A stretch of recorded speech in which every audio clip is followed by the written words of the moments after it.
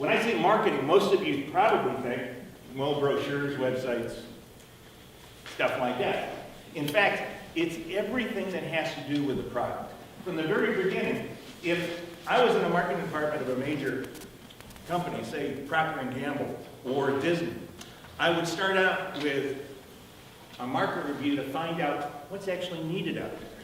Now, most of you inherited a camp that was already there, already serving a population, and you're just trying to get more people to your current camp.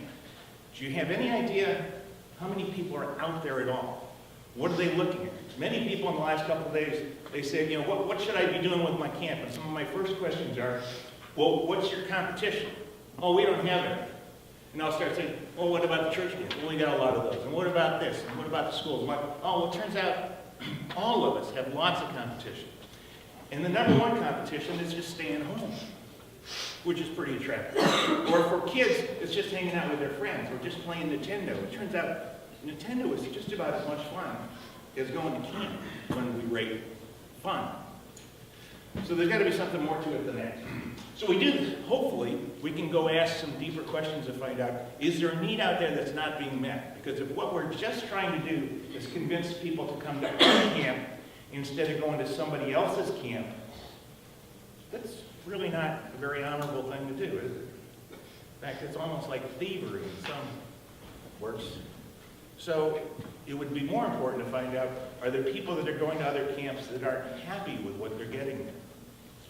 Are there parents that need something for their kids that aren't at all satisfied with the options that they've got? And in many cases, the option they've got is you, and they're not satisfied with you either. But you never bother to ask and find out. Once you find out what they're looking for, then the typical corporation would design the product around that to find out what folks' needs are.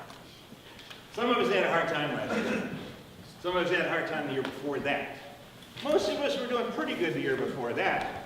But, you know, in 2004 was the last time we had a pull out of a recession because 2003 and 2002 sucked.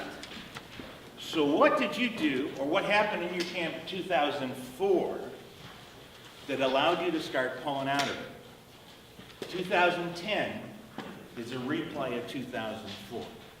So my first thing is, you ought to find out who were camp directors in 2004 and find out what they did and what they thought was successful for a market that was like that, just pulling out of the recession. Because there's clues there that either if you were in camping and you forgot, or you don't know because you weren't in charge.